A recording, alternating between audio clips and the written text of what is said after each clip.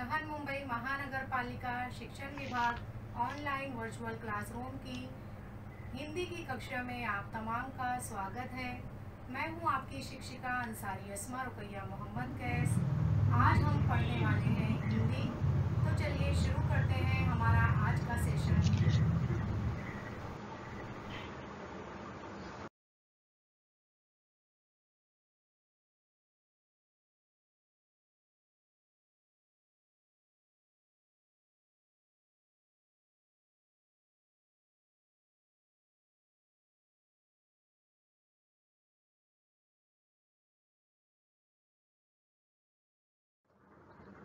MCGM online virtual class Mumbai, विषय हिंदी, कक्षा 8वीं।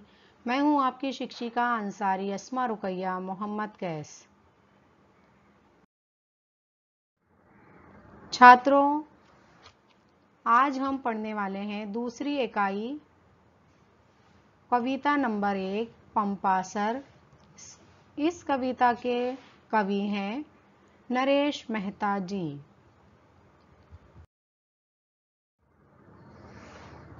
नरेश मेहता जी के बारे में जानेंगे हम कुछ।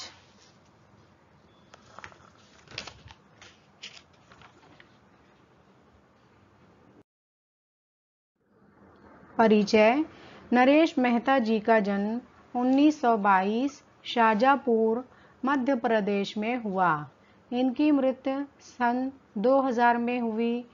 दूसरा सप्तक के प्रमुख कवि के रूप में प्रसिद्ध हैं।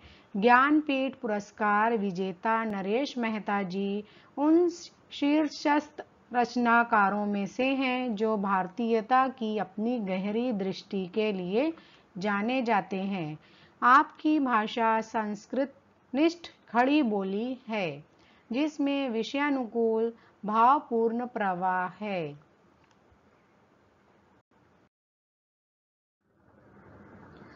प्रमुख कृतियां हैं नरेश मेहता जी की कितना अकेला आकाश, यात्रा संस्मरण, चैत्या, अरण्या, आखिर समुद्र से तात्पर्य, उत्सवा, वन पाखी सुनो, प्रवाद पर्व, कविता संग्रह, उत्तर कथा 2 भागों में, डूबते मस्तूल, 2 एकांत, उपन्यास, शबरी, संश की एक रात, खंड काव्य आदि।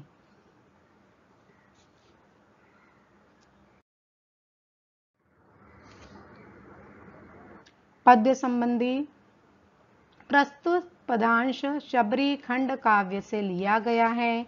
यहाँ पर कवि नरेश मेहता जी ने पंपा सरोवर के पास मुनियों के आश्रम, बटुक जन के क्रियाकलाप, वहाँ के पशु पक्षी, प्रकृति सौंदर्य आदि का बड़ा ही मनोरम वर्णन किया है।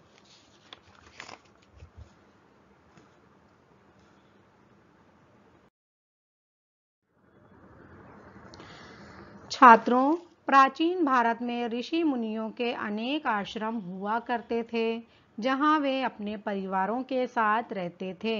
इन आश्रमों का वातावरण धार्मिकता से परिपूर्ण होता था। यज्ञ, वेद पाठ आदि के कारण वहां पवित्रता निवास करती थी। वहां गाय, हिरन आदि पालतू पशु रहते थे। ऋषि मुनियों के पुत्र पुत्री छोटी अवस्था से ही आश्रम के विभिन्न क्रियाकलापों को सीखकर वहां की व्यवस्था में सहायता करते थे।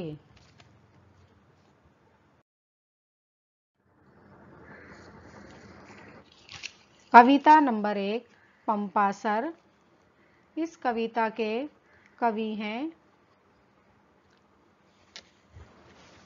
नरेश मेहता जी। जब रावण ने सीता जी का अपहरण किया था, जब राम जी सीता जी को खोजने के लिए दक्षिण की यात्रा कर रहे थे, शबरी माता राम जी की बहुत बड़ी भक्त थीं। वो राम जी से मिलने के लिए पंपा सरोवर पर उनका इंतजार कर रही थीं। शबरी का असली नाम श्रावण था। वो सूर्योदय के समय पंपा सरोवर पहुंची थीं। उसी समय का मनोरम वर्णन इस पाठ्यांश में नरेश मेहता जी ने बड़े ही सुंदरता के साथ किया है। शाल और सागौन वनों को पार किया शबरी ने, सुन रखा था नाम कभी पंपा सर का शबरी ने।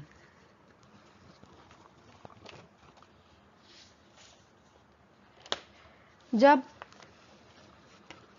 शबरी राम जी से मिलने के लिए पंपा सरोवर पहुंची तो उस दृश्य को कवि ने बड़े ही सुंदरता के साथ दर्शाया है। कवि कहते हैं कि जब शाल और सागवान वृक्ष के वनों को शबरी ने पार किया तो वो पंपा सरोवर के पास पहुंची, जिसका उन्होंने सिर्फ नाम ही सुन रखा था।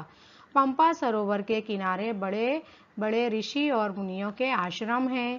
यह आश्रम ज्ञान और पूजा आराधना के पुण्य स्थान हैं जो मन को पवित्र करते हैं। शाल वृक्ष का नाम है पंपासर, दक्षिण भारत में स्थित पंपा नामक सरोवर है।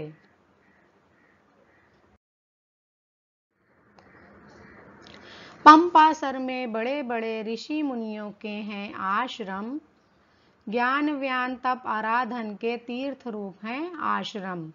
तो जब शबरी पंपा सरोवर पहुंची तो उन्होंने वहां देखा कि वहां पे बड़े बड़े ऋषि और मुनियों के आश्रम हैं। ये आश्रम जो है वो ज्ञान और पूजा आराधना के पुण्य स्थान है जो मन को पवित्र करते हैं। आराधन, पूजा, तीर्थ रूप यानी के पवित्र स्थान। प्रातः काल हुआ ही था, सब स्नान ध्यान में रत थे। यज्ञ आदि के लिए बटुक जन लकड़ी बीन रहे थे। प्रातः काल यानी सूर्योदय हुआ ही था कि सभी जो है वो जाग उठे थे और सब जो है वो स्नान ध्यान अर्थात तन और मन की शुद्धता करने में मगन थे। यज्ञ के लिए छोटे बच्चे लकड़ियां चुन रहे थे। प्रातःकाल अर्थात सवेरा, बटुक जन छोटे छोटे बच्चे, यज्ञ धार्मिक कृत्य हवन, रत डूबे हुए।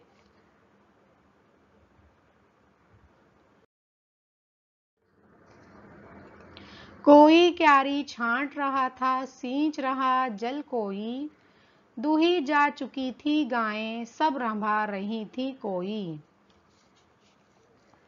कवि कहते हैं, कवि बहुत अच्छे तरीके से उस समय का दृश्य जो है वो हमारे सामने बता रहे हैं कि कोई जो है वो क्यारी छांट रहा था अर्थात सूखे पत्ते और जंगली घास फूस तोड़ रहा था, तो कोई पौधों को पानी दे रहा था। सभी गायों के दूध जो है वो निकाले जा चुके थे। कुछ गाय जो है वो रंभा रही थी यानी कि पुकार रही थी। रंभाना मुंह से आवाज निकालना, गाय जिस तरह मुंह से आवाज निकलती है उसे रंभा कहते हैं।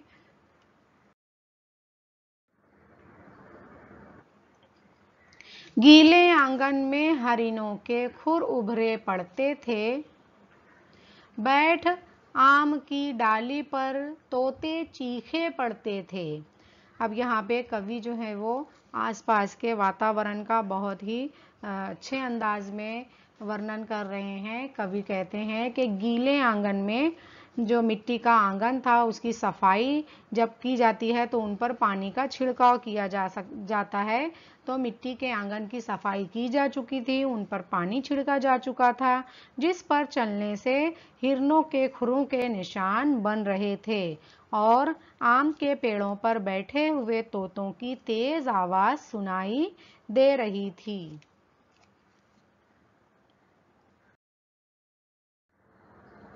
जल कलशीले ऋषि कन्याएं पोखर आती जाती, भीगी एक वसन में वे सब धुले चरण घर चलती। ऋषियों की जो कन्याएं थीं कलसी लेकर पोखर से पानी ला रही थीं, जिसके कारण उनकी साड़ी भीग गई थी। घर आते समय वो अपने पैरों को धुलती थीं। पोखर, नदी, यज्ञ वेदियां सुलग चुकी थी, वेद पाठता जारी, कितनी दिव्य और भव्य थी शांति यहाँ की सारी।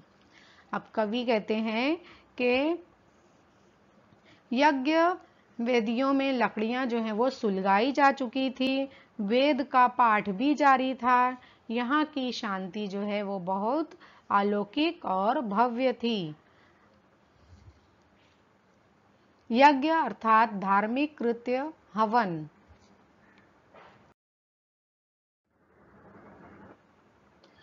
थी विशाल कितनी हरितिमा, शोभित थी पगवाटे, था विराट वट वृक्ष खड़ा, फैलाए वृद्ध जटाएं। कवि कहते हैं कि दूर दूर जो है वो हरितिमा थी, दूर दूर हरियाली छाई हुई थी। पगवाटे मतलब मिट्टी पर बार बार चलने से बने रास्ते, तो ये जो पगवाटे थे वो भी फूलों से सजे थे, उनके किनारे फूलों के पौधे लगे हुए थे। एक विशाल वट वृक्ष बरगद का पेड़ अपनी बूढ़ी जटाएं फैलाए खड़ा था। दूर एकांत में, हरितिमा का मतलब होता है हरियाली, पगवाटे मतलब पगडंडी। दूर किसी एकांत विजन में मुग्ध मयूरी तन्मय, देख रही अपने प्रिय का रास नृत्य जो रसमय।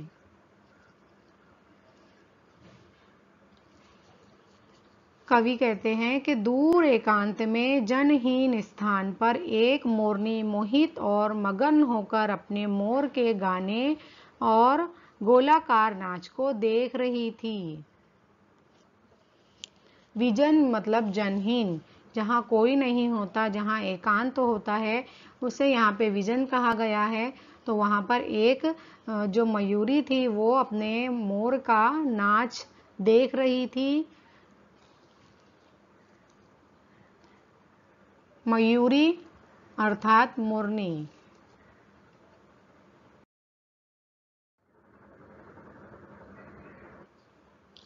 हर सिंगार चंपा कनेर कदली केला थे फूले, कमलों पर टूटे पड़ते थे भ्रमर सभी रस भूले। अब कवि वहाँ के फूलों का वर्णन करते हुए कहते हैं कि प्राजक्ता, चंपा, कनेर, केला आदि के जो फूल थे वो खिले हुए थे। ये सभी फूलों का मोह भूलकर जो भंवरे थे वो कमल के फूलों पर ही टूटे पड़ रहे थे। भरमर यानी के भंवरे।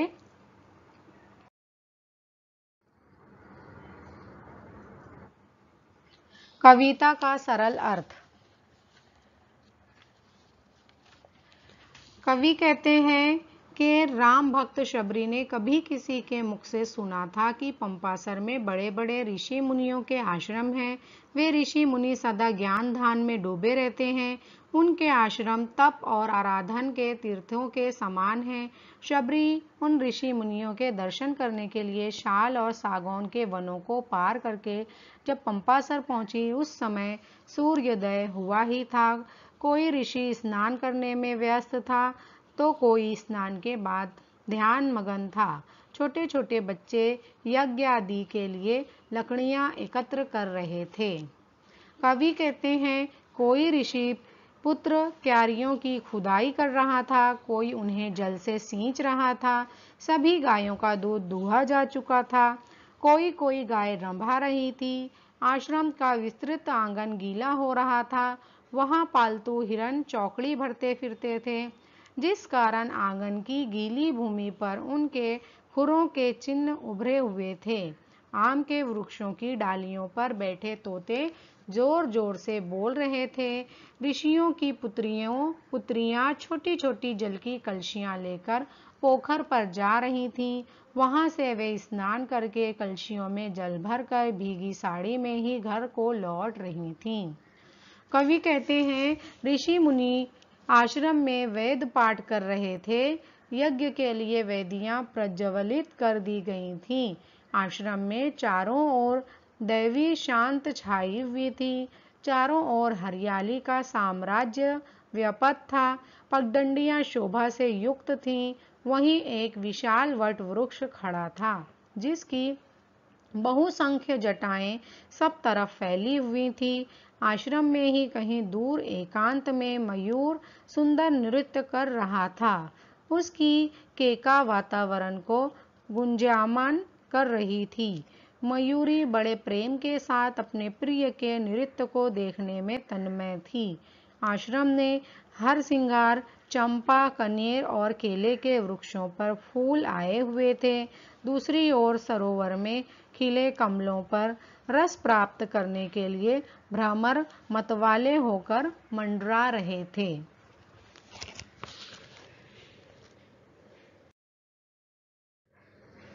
शब्द वाटिका। इस कविता में आए नए शब्द जानते हैं। बटुकजन छोटे छोटे बच्चे। शाल एक प्रकार का वृक्ष। रंभाना गाय का आवाज करना। हरितिमा हरियाली, हरापन। मुहावरा टूट पड़ना, भिड़ जाना, हमला करना।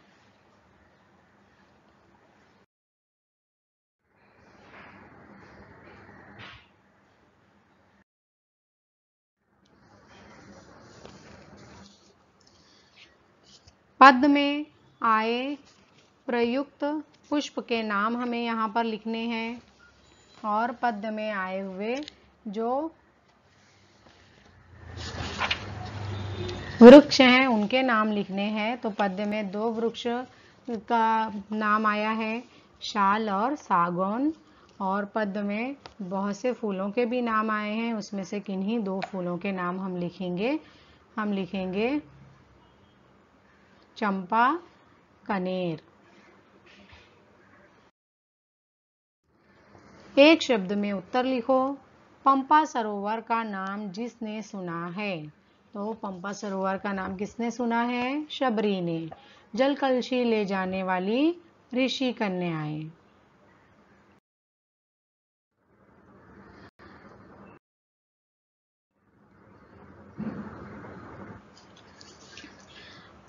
अब हमें गद्य पाठों में आई संज्ञाएं तथा विशेषण ढूंढकर निम्न आकृतियों में भेदों सहित लिखना है।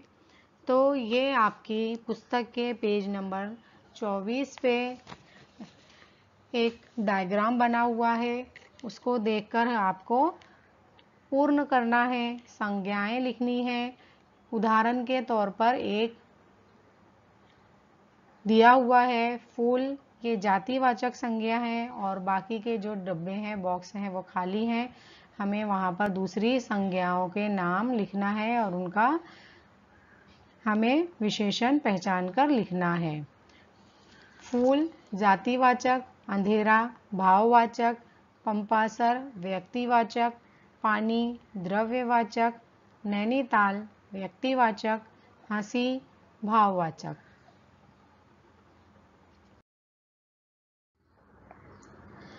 विशेषण लिखना है हमें। उदाहरण के तौर पर एक दिया हुआ है लाल, ये गुणवाचक है।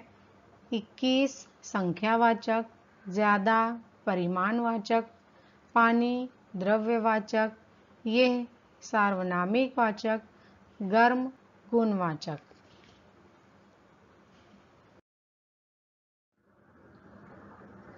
निम्नलिखित शब्दों के पर्यायवाची शब्द लिखो। गीला नम, आम रसाल, तोता शुक, पोखर ताल।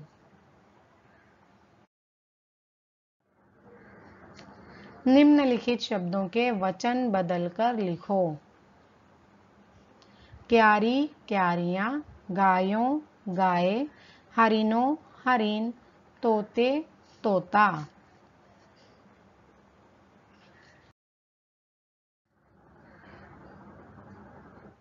गृह कार्य। घर काम का सवाल आपकी स्क्रीन पर है। भारत की झीलों की विशेषताएं लिखो। आपको अंतर्जाल के जरिए, इंटरनेट या गूगल के जरिए सर्च करना है, किसी एक झील की विशेषताएं लिखनी है।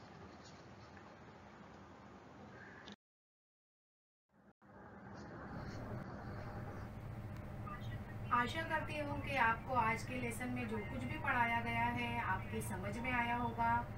घर काम के क्वेश्चंस हल कीजिए और अपने स्कूल के व्हाट्सएप ग्रुप पर शेयर कीजिए। फिर मिलेंगे अगले सेशन में, तब तक के लिए खुदा हाफिज़।